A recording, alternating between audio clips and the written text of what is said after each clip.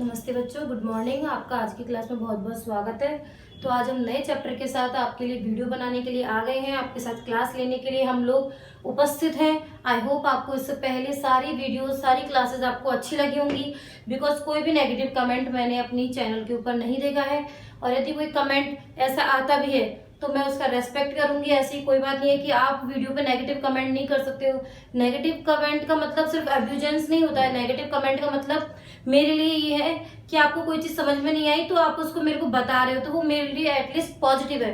क्योंकि कभी कभी हम जब चीजों को पढ़ाते हैं हमें पता ही नहीं चल पाता कि हम कितनी गलतियां कर रहे हैं या क्या मिस्टेक हो गई है या सामने वाले की मांग क्या है। तो उसकी वजह से क्या होता है कि मैं आपकी जरूरतों को पूरी नहीं कर पाऊंगी।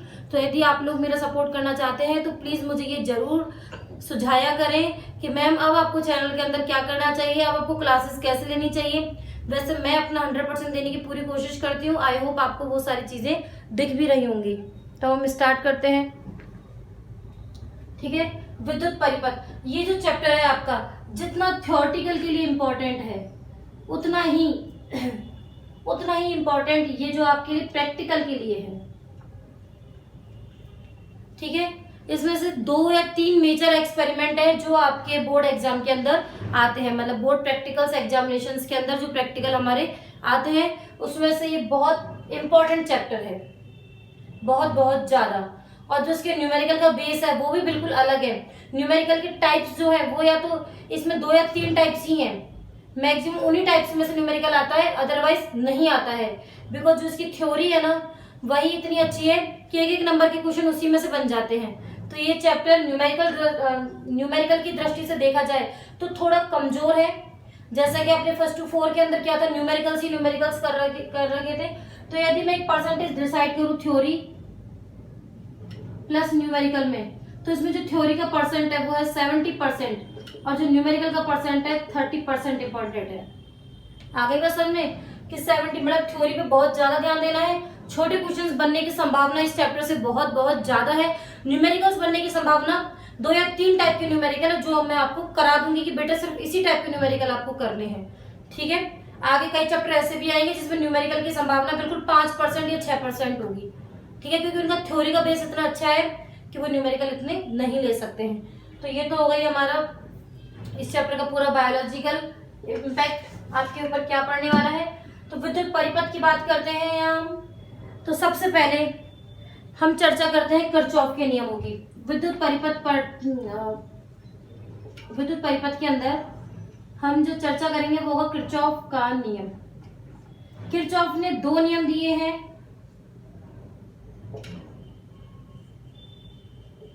किरचॉफ का प्रथम नियम और सेकंड है किरचॉफ का द्वितीय नियम। अभी मैं आपको ऐसे ही समझा रही हूँ इसको, ठीक है। फिर जब लिखाऊंगी तो आपको चीजें याद रह जाएंगी कि हाँ मैडम ने ऐसा ऐसा लिखाया था। तो किरचॉफ का प्रथम नियम क्या है और द्वितीय नियम क्या है, ये जो है इसे हम बोलते हैं आवेश संरक्षण का नियम।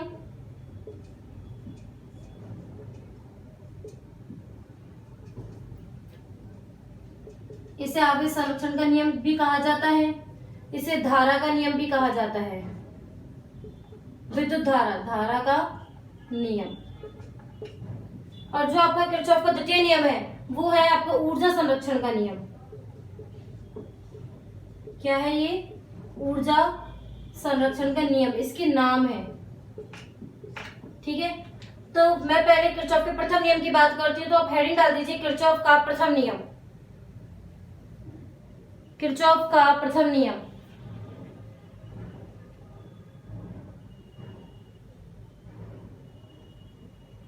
लिखिए, इस नियम के अनुसार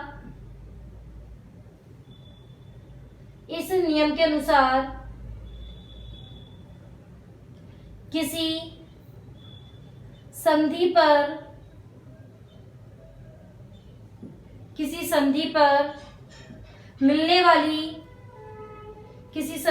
मिलने वाली विद्युत धाराओं का बीजगणितीय योग 0 होता है। बीजगणितीय योग 0 होता है, ठीक है। यहां पर लिखोगे डेल्टा आई, डेल्टा नहीं बोलते, summation of I is equal to 0। इसे इसके नीचे लिखिए, इसे आवेश संरक्षण का नियम भी कहा जाता है। इसे आवेश संरक्षण का नियम भी कहा जाता है। पैराग्राफ चेंज करके ब्रैकेट बना के लिखिए,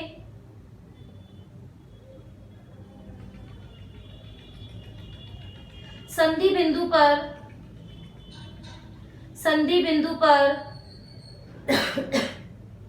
संधि में प्रवेश करने वाली विद्युत धाराओं का योग, संधि में प्रवेश करने वाली विद्युत धाराओं का योग संधि से निकलने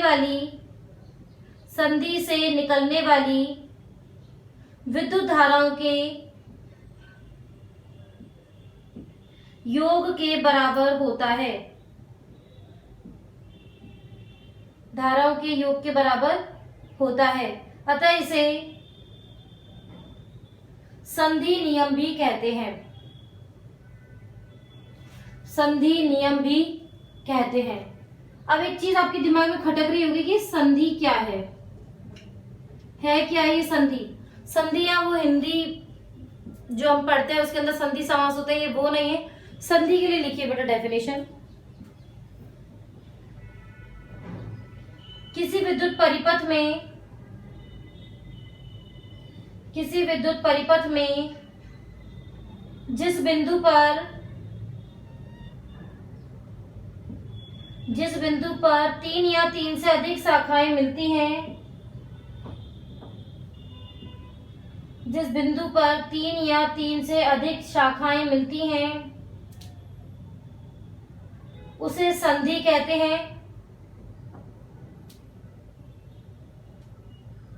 ठीक है, पैराग्राफ चेंज करके फिर लिखिए शाखा, हेडिंग डाल दीजिए शाखा। किसी विद्युत परिपथ के जाल का वह भाग जिसमें विद्युत धारा नियत रहती है शाखा कहलाती है। शाखा कहलाती है। ठीक है,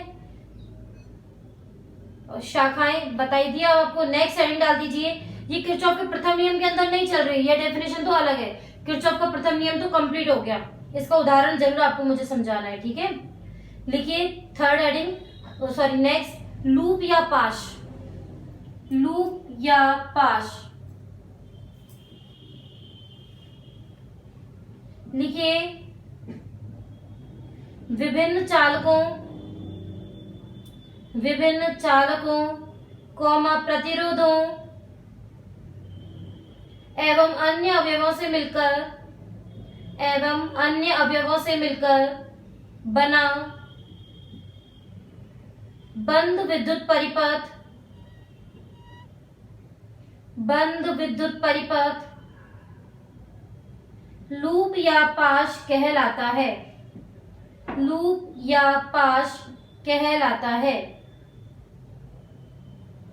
ओके, तो ये हुआ आपका ये 3 मेजर माइनर डेफिनेशन। अब हम किरचॉफ के प्रथम नियम की बात कर रहे थे, तो हम इसका एक उदाहरण समझ लेते हैं कि इसका उदाहरण क्या होगा। देखिए, ये उदाहरण वो है जो मैं अपनी तरफ से समझा रही हूँ। ठीक है, फिर आपको एग्जांपल्स जो आपकी बुक में दे रखे हैं उससे समझाऊंगी। देखिए, ये है कोई धारा, ये शाखाएं हैं, ये कोई संधि पॉइंट है। ठीक है, यहाँ पर देखो धारा ये इस टाइप से आ रही है I1, ये बाहर जा रही है I2, ये भी बाहर जा रही है। तो आपको बतानी है टोटल धारा, और ये जो धारा है ये है I, ये भी बाहर जा रही है। अब आपको बताना है I क्या होगा। तो सबसे पहले हम क्या करें, संधि पॉइंट है, इसका नाम दे देते हैं A पॉइंट। ठीक है, इस पॉइंट के ऊपर हम देख रहे हैं, यहाँ लिखेंगे A पॉइंट पर।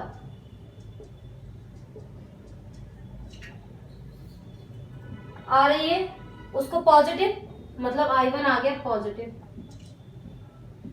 I2 जा रही है मतलब नेगेटिव, ये भी बाहर जा रही है मतलब नेगेटिव, ये भी बाहर जा रही है इसका मतलब नेगेटिव, और ये टोटल आपने कर दिया 0। चाहिए क्या I, तो देखिए I क्या होगा, I1 minus I2 minus I3 is equal to I। Very simple, कोई प्रॉब्लम? नो प्रॉब्लम, इसे नोट कर लीजिए।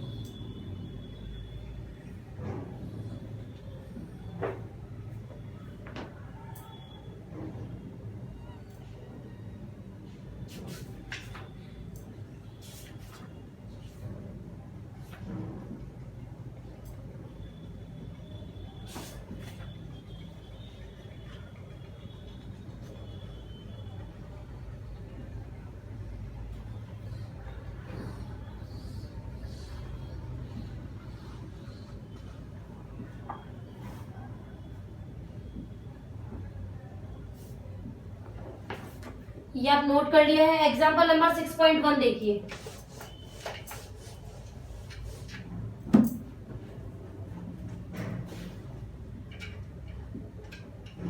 इस टाइप के क्वेश्चन आते हैं, ठीक है।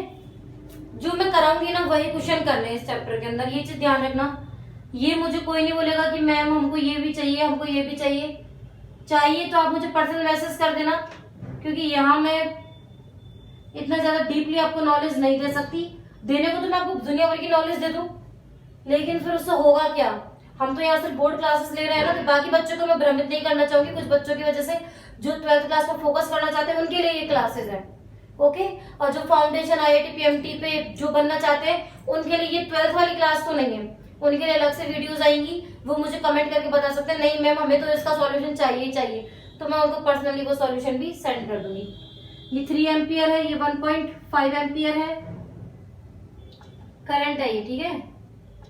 उसके बाद इस पॉइंट का नाम A दिया हुआ है, ये आपको दे रखा है X।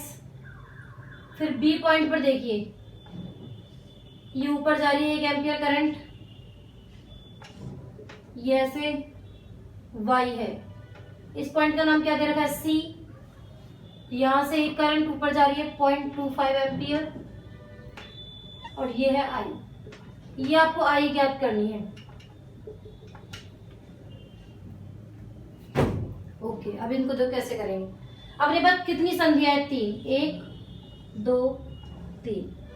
तो हम यहाँ लिखेंगे at A point. English medium की क्लास नहीं चल रही भाई, लेकिन आप ऐसा लिख सकते हो, कोई ऐसा कहीं पे भी लिखा हुआ नहीं है कि सिर्फ हिंदी मीडियम वाले बच्चे ये इंग्लिश मीडियम के एक वर्ड यूज नहीं कर सकते, ठीक है। सीखो, थोड़ा सा आपके लिए फायदा है। और ये हिंदी इंग्लिश का मतभेद मिटा दो तो ज्यादा बढ़िया है, क्योंकि हिंदी में रह के तो वैसे भी कुछ लेना देना नहीं है आपके कैरियर का। इंग्लिश तो आपको सीखनी ही पड़ेगी किसी भी कंडीशन पे, ये मैं आपको बोल रही हूँ। हिंदी मीडियम वाले बच्चों का कोई भी वजूद नहीं है यदि वो साइंस के अंदर टिके रहना चाहते हैं। साइंस के आजकल हर फील्ड के अंदर, चाहे आर्ट्स वाला ही बच्चा क्यों ना हो, इंग्लिश तो वो सीखता ही है। तो ऐसा घबराना नहीं है, वो इंग्लिश मीडियम के वर्ड बता दी मैडम ने, अब तो हमें कुछ समझ में आ ही नहीं रहा। मेंटेलिटी को चेंज करो, इंग्लिश पे फोकस करो। चाहे आप हिंदू देश के वासी हो, लेकिन इंग्लिश तो आपको सीखनी ही पड़ेगी, ओके। बुरा लगा हो तो भाई सॉरी। एट ए पॉइंट देखो, ये आ रही है तो 3, ये जा रही है -x, ये भी बाहर निकल रही है तो 1.5 इज इक्वल टू 0। x निकालो यहाँ से, 3 - 1.5 is equal to x। x कितना आया? 1.5 एम्पियर। कितना आ गया ये? 1.5 ampere, okay. At B point,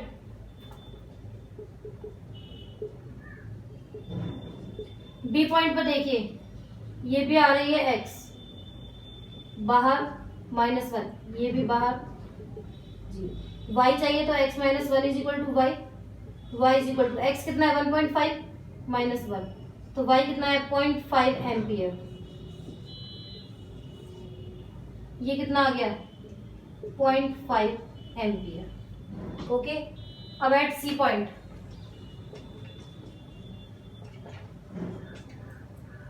बस इस चैप्टर के अंदर एक थोड़ी सी प्रॉब्लम रहेगी, बोर्ड बहुत जल्दी भर जाया करेगा।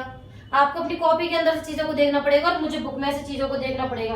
बोर्ड बहुत जल्दी बढ़ेगा, बहुत बड़ी बड़ी चीजें हैं इसके अंदर, कैलकुलेशन के तौर पे भी और डायग्रामेटिक रूप में भी। एट सी पॉइंट देखिए, ये रहा सी पॉइंट, इनवर्ड है -y, ये आउटवर्ड 0.25, ये भी आउटवर्ड है -i इज इक्वल टू 0। तो y minus 0.25 is equal to i। i कितना हुआ, y कितना है 0.5 माइनस 0.25, मतलब माइनस के 0.25 एम्पियर। आई ही तो चाहिए था, आ गया आंसर। नोट कर लो ये पूरा।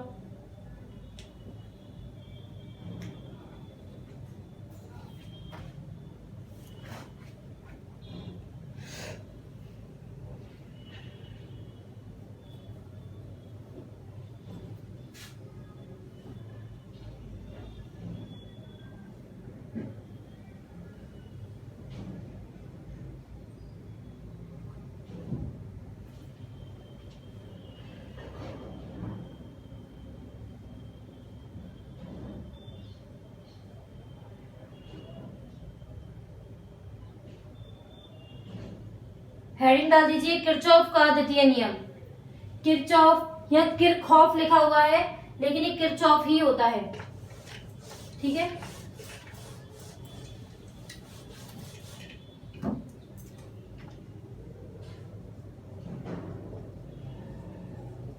किरचॉफ का द्वितीय नियम, ठीक है। किरचॉफ का द्वितीय नियम लिखिए। इस नियम के अनुसार, इस नियम के अनुसार निश्चित क्रम में चलते हुए, निश्चित क्रम में चलते हुए वोल्टताओं का बीजगणितीय योग, बीजगणितीय योग शून्य होता है, शून्य होता है, ठीक है। इसे ऊर्जा संरक्षण का नियम भी कहा जाता है, इसे ऊर्जा संरक्षण का नियम भी कहा जाता है, ठीक है। तो इसके अंदर आप लिखोगे summation of B is equal to 0। अब इसका न्यूमेरिकल समझना अपने आप में एक बहुत बड़ी बात है। इस पर्टिकुलर क्वेश्चन के ऊपर मैं आपको 2 न्यूमेरिकल कराऊंगी, ठीक है। तो हम आपका एग्जांपल एक ले लेते हैं। एग्जांपल से पहले आपकी जो बुक में जो समझाया हुआ है ना, उससे आपको समझाने की कोशिश करते हैं। पहले बुक वाला डायग्राम बनाते हैं, ठीक है। फिर एग्जांपल नंबर 6.2 हम ले लेंगे।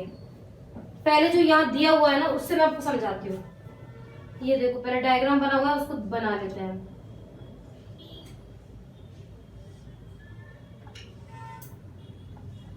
आपके बिना सपोर्ट के बेटा कोई भी क्लास मेरी अनयूजुअल ही है।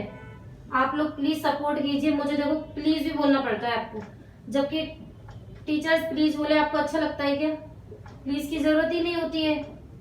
आपको खुद को आगे से आपकी जिम्मेदारी बनती है ये बताना कि सब कुछ ठीक चल रहा है, नहीं चल रहा है, कोई प्रॉब्लम आ रही है, नहीं आ रही है। लेकिन नो कमेंट, कोई कमेंट नहीं आता आपकी तरफ से।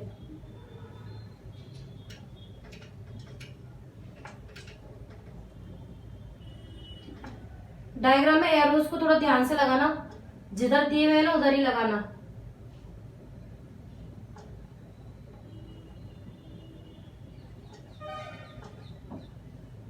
ओके, मैंने आपको बताया था ये ना किरचॉफ का द्वितीय नियम आपने लिखा है ना, उसके नीचे एक इसके बाद और लिखो, इसे लूप या पाश का नियम भी कहते हैं। इसे लूप या पाश का नियम भी कहते हैं। ओके, तो अब हमें इसे समझना है। तो बेटा मुझे आप बता सकते हो इसके अंदर कितने लूप बन रहे हैं? 2 लूप बन रहे हैं, मतलब 2 क्लोज पाथ, बंद परिपथ 2 बन रहे हैं। देखो पहला कौन सा है? प्रथम बंद परिपथ। हिंदी मीडियम में चाहिए ना, लो हिंदी लो, परफेक्ट हिंदी लो। अब आप A D C B A, एक तो ये है ऊपर वाला, और एक सेकंड बंद परिपथ कौन सा है? सबसे पहले काम आपको बंद परिपथ ढूंढने हैं, कितने हैं? डी, ई, एफ, सी, डी। ओके, 2 बंद परिपथ हो गए। अब आपकी जो मन में आए ना वो डायरेक्शन ले लो। पहले तो आपको ध्यान रखना है ये प्लस और ये माइनस, ये प्लस और ये माइनस, ठीक है। आप जो भी डायरेक्शन चाहते हो, क्लॉकवाइज, एंटी क्लॉकवाइज, जो आपकी इच्छा हो वैसी डायरेक्शन आप चूज कर सकते हो। बस ये ध्यान रखना, पहले में जैसी डायरेक्शन ले रखी है सेकंड में भी वैसी ही डायरेक्शन आपको लेनी है। तो ये तो सर्किट करंट फ्लो हो रही है। करंट को छोड़ो, करंट कैसी फ्लो हो रही है आप अपना देखो कि हम कैसे फ्लो करना चाहते हैं चीजों को। करंट अलग चलेगी, हम अलग चलेंगे, ठीक है, ओके। एक बार ध्यान रखना, करंट की डायरेक्शन कुछ भी हो सकती है और हमारी डायरेक्शन भी कुछ भी हो सकती है। ऐसे नहीं करंट की डायरेक्शन ऐसे चल रही है तो हमको भी ऐसे चलना, कोई जरूरी नहीं है। करंट को अपनी जगह रहने दो, तुम अपनी जगह रहो। मैं इस डायरेक्शन को ऑलवेज, जितने भी क्वेश्चन मैं कराऊंगी उसमें डायरेक्शन मैं ऐसी ही लूंगी, चाहे करंट कुछ भी हो, ऐसे। और नीचे वाले में भी ऐसे, आगे बस मतलब ऐसे। अब देखो, पहले हम ये पॉइंट से स्टार्ट करते हैं। हम ऐसे ही चल रहे हैं, करंट भी ऐसे ही चल रही है, देखो हम ऐसे ही तो चल रहे हैं। करंट की डायरेक्शन को छोड़ो, एक बार आप अपनी डायरेक्शन देखो। अब मेरी खुद की डायरेक्शन क्या है, देखो मैं ऐसे चल रही हूँ, यूं, इस वाले पथ के लिए ऐसी होगी डायरेक्शन। पेंसिल से ऐसे डॉट कर लेना कि पहले परिपथ के लिए हमारी डायरेक्शन ऐसे है। अब देखो, अगर करंट की डायरेक्शन और आपकी डायरेक्शन सेम हो तब तो पॉजिटिव वैल्यू आएगी, और यदि आप मेरी डायरेक्शन और करंट की डायरेक्शन अपोजिट हो तो हम क्या करेंगे, वैल्यू को नेगेटिव कर देंगे, ठीक है। तो देखिए, loop A D C B A में मैंने अपनी डायरेक्शन भी दिखा दी। हम ए पॉइंट से चलना स्टार्ट कर रहे हैं, मेरी डायरेक्शन और करंट की डायरेक्शन सेम है, ठीक है। लेकिन ये नियम कौन सा है, वोल्टताओं का नियम है। वोल्टताओं का नियम है तो वोल्टेज आनी चाहिए। वोल्टेज के लिए हमें क्या चाहिएगा, करंट इंटू रेजिस्टेंस। वोल्टताओं के लिए क्या चाहिए, करंट इंटू रेजिस्टेंस। तो यहाँ तो सिर्फ करंट है, इसको नहीं लेंगे। नीचे आई, मैं नीचे आई, फिर मैं इधर चली गई। अब मुझे तो ऐसे जाना है, करंट आ रही है ऐसे, लेकिन इससे भी अभी कोई मतलब नहीं है अभी अपने को, ठीक है। ये देखो ऐसे ऐसे चलाते जाना। अब देखो वोल्टेज जब आता है, ये वाली जब चीजें आती है, सेल वाली चीज, तब यहाँ देखते हैं कि अपन कैसे घुस रहे हैं, ऐसे घुस रहे हैं। सबसे पहले कौन सी प्लेट टच में आ रही है आपकी, E2। E2 की पॉजिटिव आ रही है ना, तो E2 आ गया, क्योंकि ये भी क्या है, एक पोटेंशियल है, विभव है, ओके। हम ऐसे गए, इसकी पहले पॉजिटिव प्लेट टच में आई है E2, फिर हम ऐसे आगे बढ़ रहे हैं। तो देखो हम ऐसे आगे बढ़ रहे हैं, करंट ऐसे आ रही है, हम ऐसे और करंट ऐसे। तो देखिए R2 रेजिस्टेंस में I2 करंट फ्लो हो रही है, तो ये वोल्टेज हो गया पूरा, I भी मिल गया और R भी मिल गया। करंट हम ऐसे जा रहे हैं, ये ऐसे आ रही है तो नेगेटिव, ठीक है। फिर हम और आगे बढ़े, ऊपर पहुंच गए, फिर हम हमको ऐसे आना है। तो देखो ऐसे आना है ना हमको, तो हम भी ऐसे आ रहे हैं और करंट भी ऐसे आ रही है, plus I1 R1, current I1 दिख रही है और ये R1 रेजिस्टेंस। फिर हम ऐसे आ रहे हैं, कौन सी प्लेट टच में आ रही है, माइनस की, minus E1 is equal to 0। ये हो गया आपका फर्स्ट सर्किट कंप्लीट, ठीक है। अब मैं इसको जो भी मैंने ये पेंसिल से ड्रॉ करवाया था, आपको ये सारा कुछ इरेज कर दूं। एक दो बार आपको ड्रॉ करने की जरूरत पड़ेगी, फिर नहीं पड़ेगी। देखो अब नीचे वाले सर्किट में भी हम ऐसे चलेंगे, ऐसे ऐसे ऐसे ऐसे ऐसे, ये लूप कर लूँ। नीचे वाले सर्किट का लूप बना दिया, तो लिखूंगी मैं लूप DEFCD में।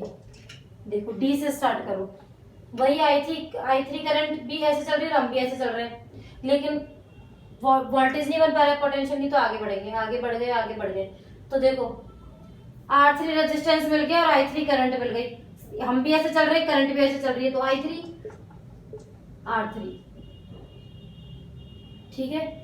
उसके बाद हम ऐसे चल रहे हैं, ऐसे चल रहे हैं, फिर हम ऊपर आए, कुछ भी नहीं है, ये रहा, मिल गया। करंट भी ऐसे और हम भी ऐसे, I2 R2 प्लस के I2 R2। देखो यहाँ पर तो नेगेटिव आ रहा था, यहाँ पॉजिटिव आ गया। फिर देखो कौन सी प्लेट टच में आ रही है, E2 माइनस की E2 is equal to 0। Current कितनी थी 3, तो 3 ही आपके वो बननी चाहिए थी इक्वेशन। ध्यान रखना करंट कितनी है 3, I1 I2 का यहाँ पे ये रही I2 और ये रही I3। ये I2 करंट ही है बेटा, ये इधर जो है ना ये I2 करंट ही है। अब हमारे पास तो दो ही इक्वेशन है, क्योंकि दो लूप तो दो इक्वेशन बना दी। अब थर्ड हम क्या करें, थर्ड हम पॉइंट ले लेंगे, ये डी संधि बन रही है ना, तो यहां लिखोगे संधि बिंदु डी पर। मुझे बता सकते हो मैं ऐसा क्यों कर रही हूँ? अरे भाई हम तो बचपन से यही पढ़ते आ रहे हैं, मैथमेटिक्स के अंदर जितनी इक्वेशन होंगी उतनी ही वैल्यू निकाल सकते हैं। यदि आपको दो वैल्यू चाहिए ए और बी की, ए और बी हमें दो वैल्यू चाहिए, तो हमें दो समीकरणों का होना जरूरी है। तीन वैल्यू चाहिए तो तीन समीकरण का होना जरूरी है। तो ये तीन करंट है तो तीन समीकरण होंगे।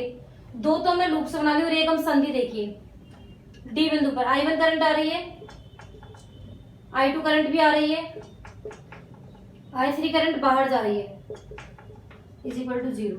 मतलब I3 इज इक्वल टू हो गया I1 प्लस I2।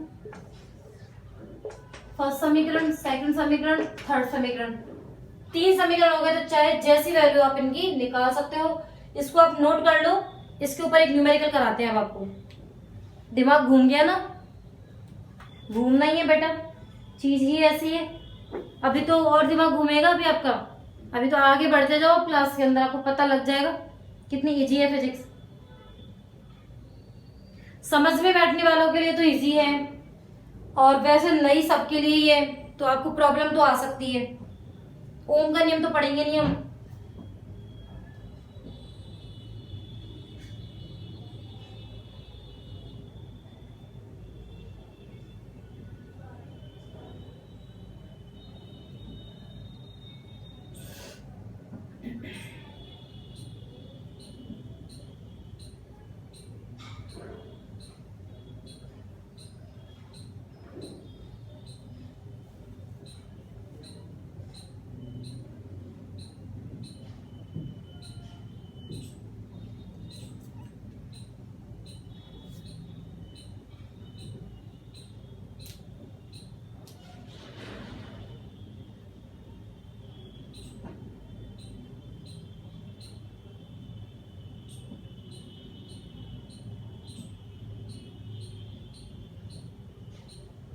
पक्षियों की मधुर ध्वनि सुनाई दे रही होगी आपको।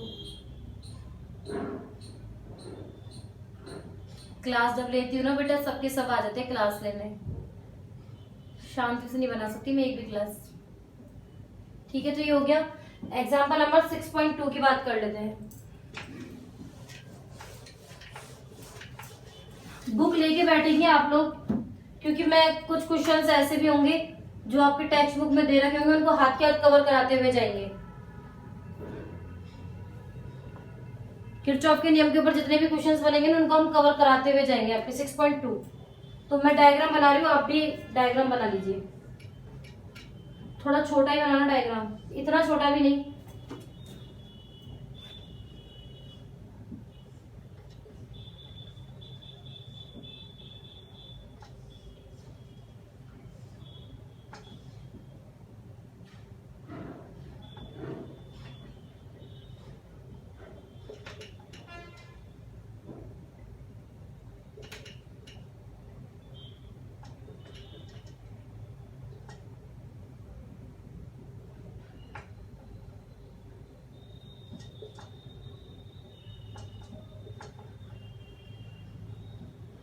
जल्दबाजी बहुत खतरनाक है इन क्वेश्चनों के लिए। ये देखो, ये I3 करंट है तो ये भी I3 करंट है, यही तो करंट फ्लो हो रही है। इन चीजों का भी ध्यान रखना है आपको। ये I1 करंट फ्लो करा दी, यहाँ पर जो करंट फ्लो हो रही है वो है I2, मतलब इसके अंदर से भी ये I2 करंट ही फ्लो हो रही है। ठीक है बेटा, ओके। ये रह गया 4 ओम।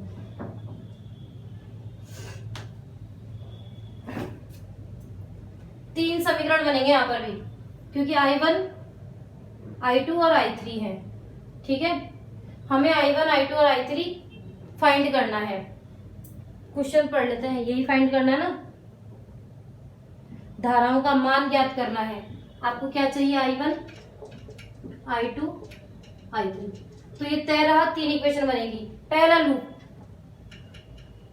Loop E C D F E में डायरेक्शन मैंने क्या कहा था, मैं ऐसे ही लूंगी, ठीक है। तो मतलब ऐसे, यूं,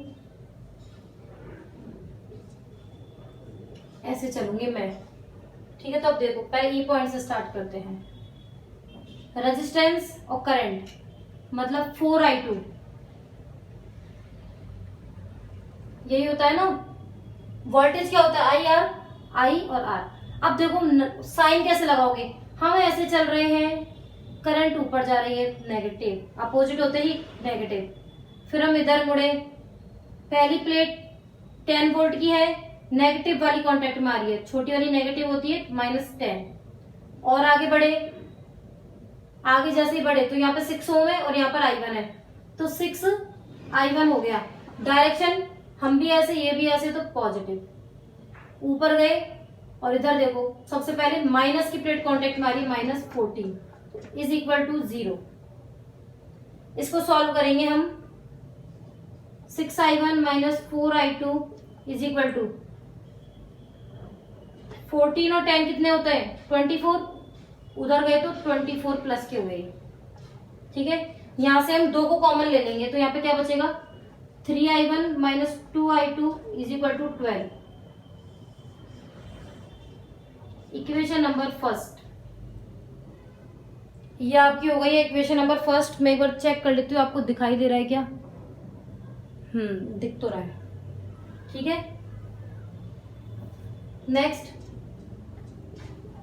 लूप CABD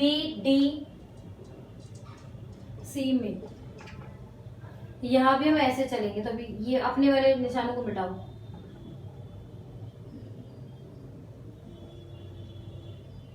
ठीक है। तो अब मैं ऐसे इस टाइप से चलूंगी। सी से स्टार्ट करते हैं। I3 करंट है, कोई रेजिस्टेंस नहीं है, इसको छोड़ते हुए आगे बढ़े, ठीक है। तो देखो, ये तो ऐसे आ रही है करंट, और ये है रेजिस्टेंस। करंट कौन सी आ रही है, R3। रेजिस्टेंस पे रुकना ही है हमको, 2I3। हम ऐसे जा रहे हैं, ये ऐसे, तो नेगेटिव। ऊपर बढ़े, फिर इधर देखो 6I1,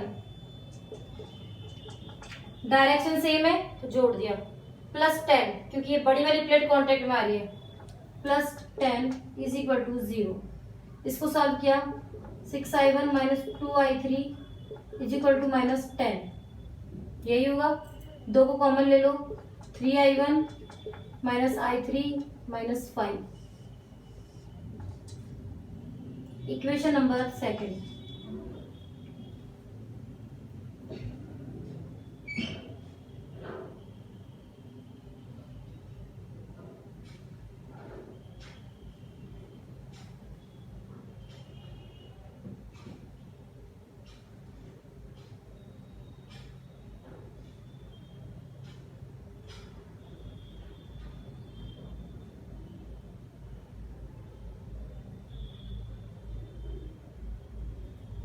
कुछ गलती करी है क्या हमने, देखो जरा, कोई प्रॉब्लम हुई है क्या इस वाले लूप में। +6I1, ठीक है, +10, यही आना चाहिए, ठीक है। और नीचे क्या है, 3I1 - 2I2 is equal to 12। Equation क्यों अलग अलग बन रही है, कोई बात नहीं, इक्वेशन अलग बनने दो, कोई फर्क नहीं पड़ेगा, ठीक है। इसने डायरेक्शन अलग लेके करा है काम, अलग से डायरेक्शन लेके काम कर दिया है इसने। अब हम थर्ड की बात करते हैं। एक बार हम दोबारा चेक कर लेंगे इसको, ठीक है। देखो, जो आपके आंसर दिया हुआ है, क्योंकि इसमें अलग अलग लूप से प्रॉब्लम हो जाती है, ठीक है। तो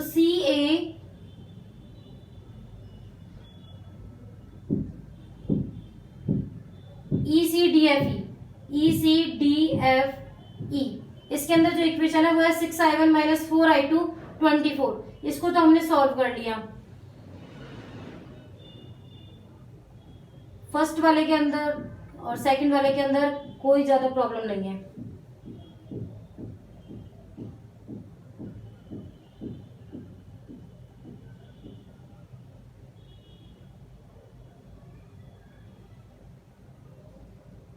उतारो इसको, उतारो फटाफट से, तभी आपको थर्ड इक्वेशन कराऊंगी मैं।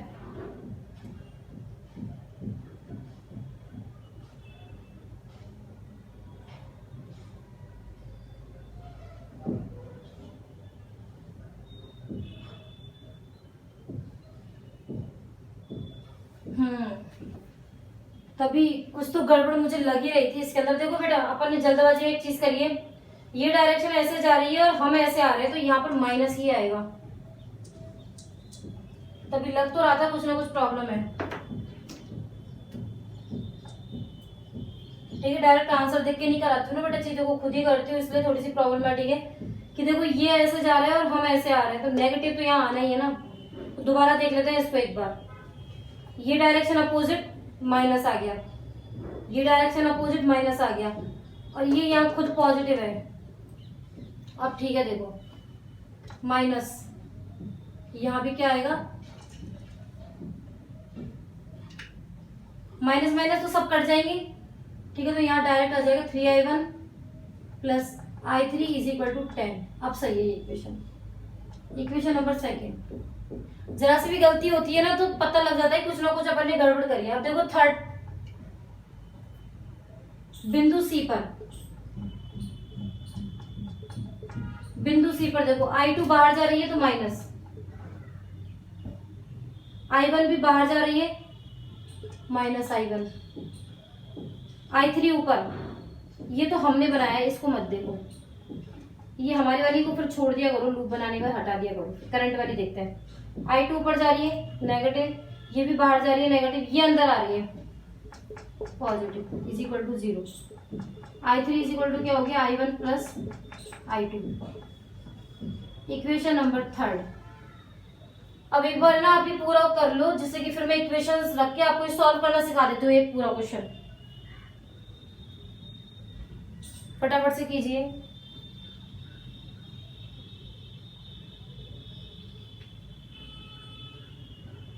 ठीक है, देखो क्या क्या इक्वेशन है। पहली इक्वेशन है ये,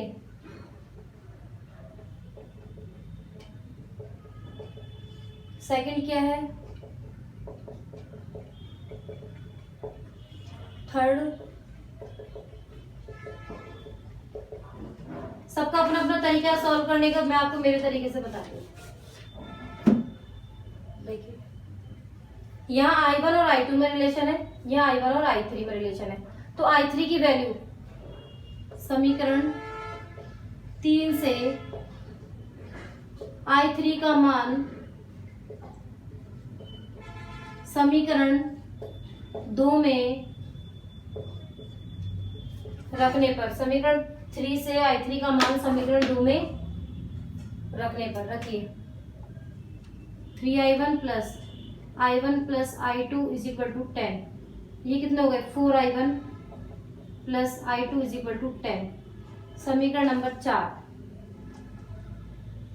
ठीक है, समीकरण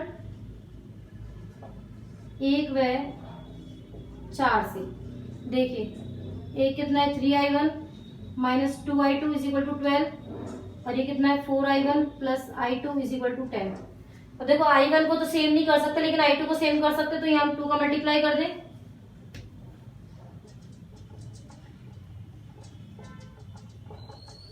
तो ये हुआ 8i1 2i2 is equal to 20। जोड़ दो इनको, 11i1 इज इक्वल टू 32। ठीक है, तो कर लो सॉल्व। i1 कितना हो गया, 32 अपॉन 11।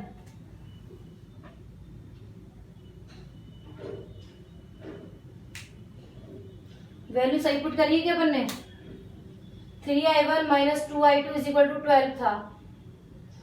यहाँ था 3i1 plus i3 is equal to 10। यहाँ पर ने i1 प्लस i2 पुट कर दिया, तो ये हो गया 4i1 plus i2 is equal to 10।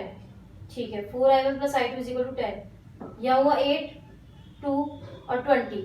तो यहाँ से आप क्या निकाल लोगे? i1 कर लो फटाफट फटाफट।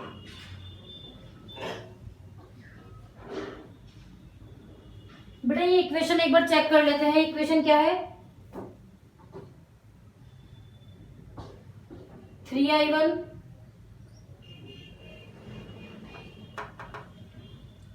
ये वाली तो सही है। ये कितनी है? 3i1 प्लस i3, ये 5 होना चाहिए ना यहाँ पे। ये 10 क्यों है यहाँ पर? ये 5 होना चाहिए। ये गलत किया है अपन ने। 3i1 plus i2 is equal to 5।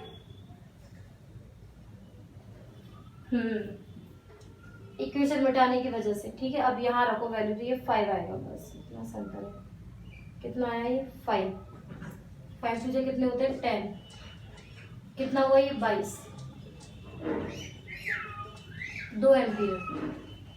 i1 की वैल्यू पता चल गई। अब हम क्या करेंगे? जो i1 की वैल्यू है वो समीकरण नंबर 4 में रख देंगे। समीकरण 4 में i1 का मान, बेटा इन क्वेश्चनों को विशेष ध्यान रखने की जरूरत है। थोड़ी सी भी गलती है ना, आपका आंसर फ्रैक्शन में आ जाएगा, तुरंत गलत हो जाएगा। तो 4 into i1 2 plus i2 is equal to 5। i2 is equal to कितना हुआ? 5 माइनस 8 है ना। अब देखो 4i1 मतलब 4 टू 8 होते हैं। 8 plus i2 is equal to 5। i2 is equal to 5 minus 8 minus के 3 एम्पियर। करंट की डायरेक्शन ये वाली कैसी आ रही है? नेगेटिव, मतलब कि ये बाहर निकल रही है। क्या हो रहा है? ये बाहर निकल रही है। अब देखो i1 और i2 के मान आ गए, i3 में रख दो। i1 प्लस i2 माइनस के 1 एम्पियर। ये आपकी i2, i3, i1 हो गया भाई कंप्लीट। इस टाइप के क्वेश्चन आ गया तो फिर प्रॉब्लम ही प्रॉब्लम है कि अगर आपका कंसंट्रेशन अच्छा नहीं है। अभी देखो मैं तो खुद कितनी बार इसको सॉल्व कर चुकी हूँ, लेकिन वैल्यूज याद नहीं रहती है ना। आपके सामने हैंड टू हैंड सॉल्व कराए तो देखो प्रॉब्लम आती ही है, क्योंकि कंसंट्रेशन होना चाहिए। अभी मैं वीडियो का टाइम भी देखती हूँ आपके लिए, और फिर ये भी चेक करना पड़ता है मुझे बार बार कि आपको दिखाई दे रहा है नहीं दे रहा है, तो मेरा तो दिमाग खुद ही डाइवर्ट हो जाता है। एग्जाम्पल नंबर 6.3 की ये जो थ्योरी होती है ना, इनकी अलग होती है। बोर्ड एग्जाम में तो ये क्वेश्चन आते नहीं है, लेकिन कई स्कूल्स में कई टीचर्स इनको क्वेश्चनों को दे देते हैं कि जिससे बच्चे घबरा जाए, ठीक है, या फिर उनके एक्स्ट्रा हुनर को बाहर निकालने के लिए। तो इसकी ये इस टाइप के जो क्वेश्चन है ये बोर्ड एग्जाम की तरफ से तो बिल्कुल कैंसिल है, आते नहीं है। लेकिन फिर भी यदि बच्चे चाहते हैं तो मैं आफ्टर दिस कोर्स मैं ये क्वेश्चन आपको करा दूंगी। अब फटाफट से आप हम और कुछ कराएं, इससे पहले टेक्स्ट बुक क्वेश्चन पे आ जाइए। टेक्स्ट बुक में बहुचयनात्मक प्रश्न में पहला प्रश्न कहा है ना, आपको ये साथ के साथ करवाएंगे जितने पॉसिबल होंगे। किरचॉफ के प्रथम व द्वितीय नियम आधारित है, ठीक है, खुद ही करना है इसको। सेकंड मध्य विभवांतर पूछा है, ठीक है। थर्ड क्वेश्चन आई का मान पूछा है, ठीक है। फर्स्ट सेकंड थर्ड ये क्वेश्चन तो आपके हुए। उसके बाद देखिए ये सर्किट, क्वेश्चन नंबर 5 दिए गए चित्र में ए व बी के मध्य विभवांतर क्या होगा। तो सबसे पहले तो आप क्या करोगे, आर तुल्य निकालोगे। आपको आर तुल्य निकालना आता है ना, या आर वाले सर्किट निकालने आते हैं, वहां से आर निकालना। और विभवांतर के लिए क्या करोगे, I is equal to V upon R, वहां से आप विभवांतर डायरेक्ट निकाल लोगे। क्वेश्चन नंबर 5 आंसर क्या होगा इसका, 0, कि सबसे पहले धारा निकालना, ठीक है, ये हो जाएगा आपका। चलो क्वेश्चन नंबर 6 हम करा देंगे आपको। उसके बाद अति लघुत्रात्मक प्रश्न, किरचॉफ के संधि नियम का गणितीय रूप लिखिए। किरचॉफ के वोल्टा नियम किस संरक्षण नियम पर आधारित है? ठीक है, फर्स्ट सेकंड 2 क्वेश्चन आपके कंप्लीट। बेटा जिन क्वेश्चनों को मैं करा दिया वापस पूछूंगी भी नहीं, इन क्वेश्चनों को हुए नहीं हुए, तो ध्यान से पढ़ना। कोई प्रॉब्लम हो तो मुझे कमेंट करना। और मैंने ये सोचा है कि 15-20 दिन में आपकी क्या प्रॉब्लम्स की क्लास ली जाएंगी, तो आप मुझे जितने जल्दी जल्दी कमेंट करते जाओगे ना उतनी जल्दी प्रॉब्लम की क्लास बन जाएगी। तो प्रॉब्लम क्लास नंबर 1 डल जाएगी और उसमें आप लोगों ने जितनी प्रॉब्लम मुझे भेजी है कि मैम इसका सॉल्यूशन नहीं हो रहा है, इसका सॉल्यूशन नहीं हो रहा है, ये बताओ वो बताओ, वो मैं सारा एक वीडियो के अंदर डाल दूंगी। ठीक है, तो आप मुझे तुरंत तुरंत अपनी प्रॉब्लम बताएं। मैं सब कुछ नोट करती जा रही हूँ और प्रॉब्लम मैं आपको बता दूंगी, लेकिन कोई ये नहीं कहे कि मैम बहुत जल्दी अभी के अभी मुझे चाहिए आंसर। नहीं बेटा, प्रॉब्लम की क्लास जब बनेगी तब वो आपका सॉल्यूशन है, आप उसके अंदर देख लेना और सब्सक्राइब करके रखना बेल आइकन को, जिससे आपको पता चले। लघुत्रात्मक प्रश्न में पहला क्वेश्चन, किरचॉफ के संधि नियम लूप नियम का कथन लिखिए। ठीक है, निबंधात्मक प्रश्न में भी ये पहला क्वेश्चन हो गया कंप्लीट। बाकी क्वेश्चन बेटा अभी आपसे नहीं होंगे तो इनको भी हम कराएंगे। ठीक है, तो जब तक के लिए आप वीडियो को काफी अच्छे से देखिए, ध्यान से पढ़िए।